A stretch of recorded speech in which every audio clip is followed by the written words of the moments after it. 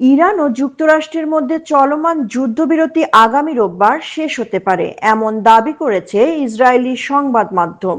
ইসরায়েলের রাষ্ট্রীয় সম্প্রচার মাধ্যম কান জানিয়েছে, তেহরানের জন্য নির্ধারিত সময়সীমা দ্রুত শেষের দিকে।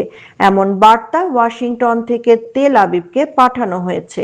প্রতিবেদনে বলা হয়, মার্কিন প্রেসিডেন্ট ডোনাল্ড ট্রাম্প অনির্দিষ্ট আলোচনার পরিবর্তে দ্রুত একটি সুনির্দিষ্ট সমঝোতায় পৌঁছাতে আগ্রহী। তবে ইসরায়েলি সূত্রগুলোর দাবি, চলতি সপ্তাহে যুক্তরাষ্ট্র ও ইরানের আলোচনায় বড় ধরনের অগ্রগতির সম্ভাবনা খুবই কম।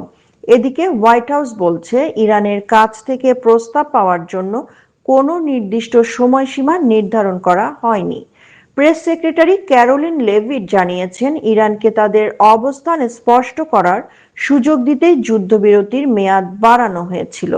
মধ্যপ্রাচ্যের উত্তেজনাপূর্ণ পরিস্থিতির মধ্যেই কূটনৈতিক তৎপরতা চললেও এখনো অনিশ্চয়তা কাটেনি।